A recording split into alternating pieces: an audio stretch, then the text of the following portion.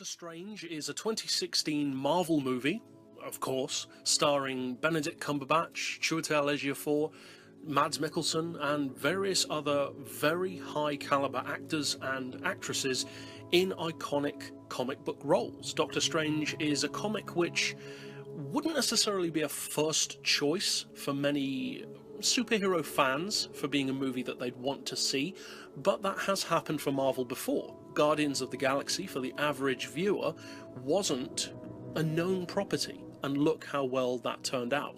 So is Doctor Strange the new Guardians? Well, to some degree, I would say yes. Now, I don't spoil things in my reviews, and so let's break it down as much as we can without spoiling anything. Of course, to any who are completely unfamiliar with the story of Doctor Strange, and this isn't anything that you can't see from the trailers anyway, the story revolves around a doctor, a neurosurgeon called Dr. Stephen Strange, who, after being involved in a very serious accident, seeks alternative medicine to heal himself.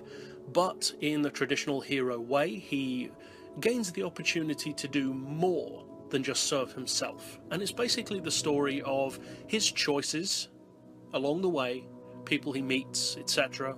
Goodies, baddies, the classic superhero tropes in that regard. But the way this film goes about that kind of traditional superhero origin story is different to some others. The basic elements, of course, are there that you pretty much have to have. Backstory, something that changes them, the path after that, etc. But the way Doctor Strange does it is in a much more visually rich kind of way, which really plays into the source material that you have available for a character like Doctor Strange. It's a very psychedelic visual style, and they tap into that for sure in this film. In fact, that was by far my favourite aspect of this movie. Now, I'm not someone who's a huge Doctor Strange fan. I don't know a huge amount about him. I know of him, his backstory, a few of his villains, and the villains that are in this film are not necessarily unfortunately, I wouldn't use the word unfortunately because that's kind of too strong, but they do have kind of the Marvel trope to some degree of not necessarily being the most interesting of villains. There is an awesome villain in the film, which I won't spoil. I did not like the way he was presented because he does not appear as he is in the comics, as far as I'm aware, not from what I've seen of him anyway. And there are a couple of other villains which are okay. They're as good as, say, Ronan in Guardians.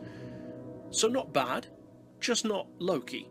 Now, I'm not a huge fan of Loki either, but the quality of him as a villain is undeniable. Now, that being said, I was not disappointed with the villains overall. There were little things here and there which I wish were made more epic about the villains, but overall they were certainly good enough for an origin story. And of course you can't make them too good, because they'd easily kill Doctor Strange because he's so inexperienced. But as far as our overview, that's pretty much all the bases covered. So now let's go into the ratings. First of all, we have the story and the plot. And for the story and plot of Doctor Strange, I'm going to give the film a 7. Because the story was, as I said, to some degree recognisable. You could tell the beats that were going to hit at different stages, but at the same time there were beats which you wouldn't necessarily expect to happen. Little twists and turns here and there which set up future things, were important to this story, and reference things that had already happened.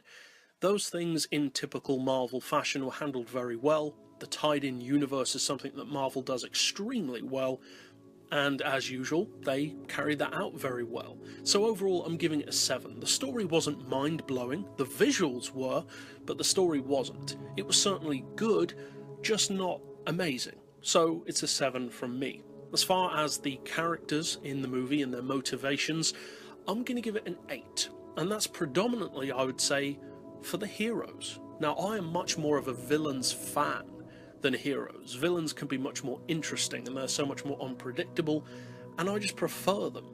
The villains in this film were not quite as strong or as interesting as I wanted them to be, but that didn't affect the film in a bad way for me. The film was, I would say, very good.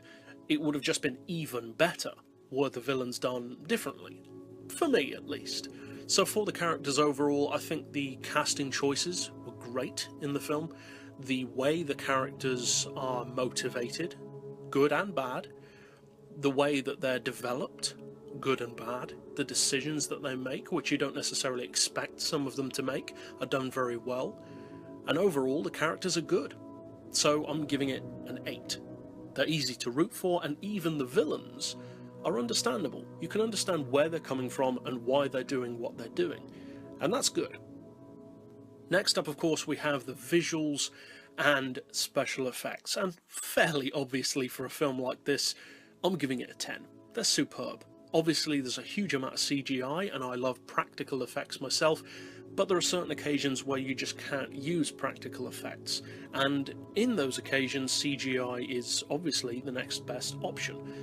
In this film, the CGI is incredible. You could not have done the things in this film with practical effects, not without spending insane amounts of money, which they already spent insane amounts of money to do the CGI, so it would have been even more, I should think, for practical versions. The visuals are incredible, as I said earlier on. For me, the best point about the film overall was the visuals, the special effects, the psychedelic, trippy aspect of the film, and so it's an easy 10.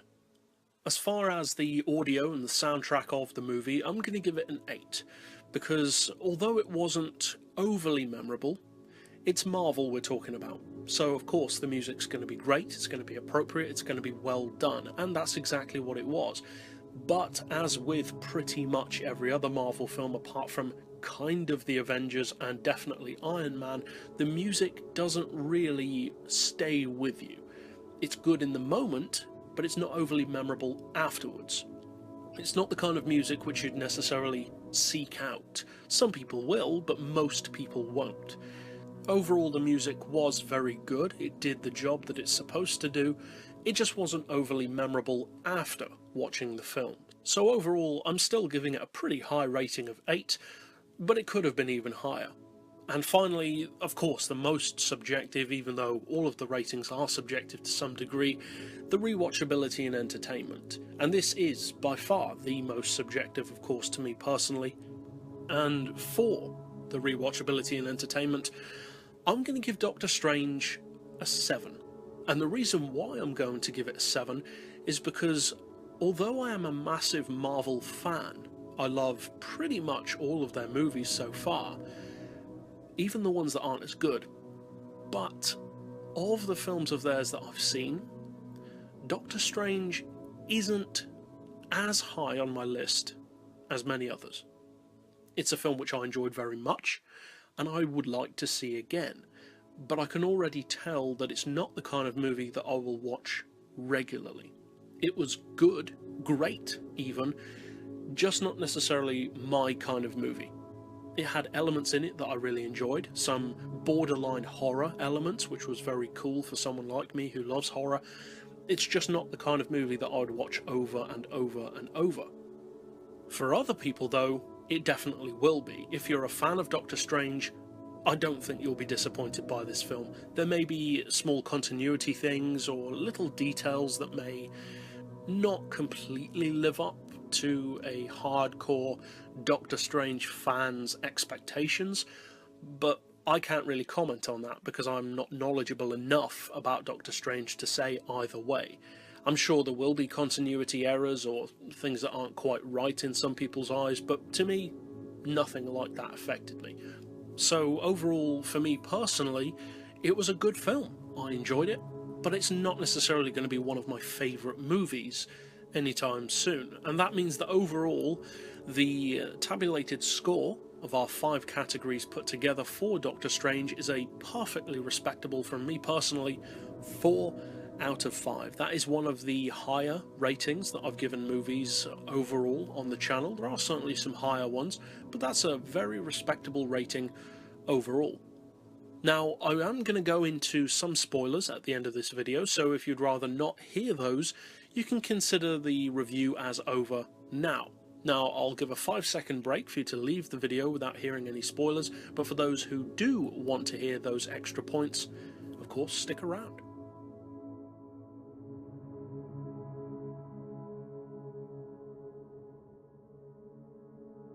Now, the first kind of spoiler, but not really a major one, that I enjoyed in this film was one of the name drops.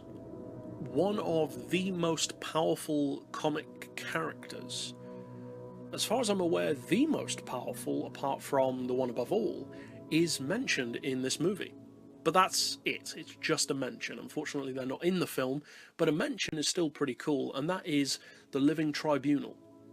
A staff, I believe it was, which was used or owned by the Living Tribunal, is used in some training in this film. And although it doesn't really play any major role, it was very cool to hear the name the Living Tribunal dropped in this movie.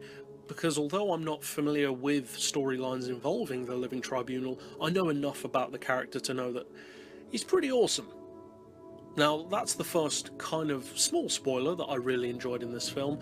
One thing that I didn't enjoy, which is also a spoiler, a much more major one in the story, is, and I may well be wrong about this because, as I said, I don't follow Doctor Strange comics, so this is probably touched on, but at one point in the film, Doctor Strange realizes, or learns more accurately, that he can control time to some degree and reverse it or turn it forward.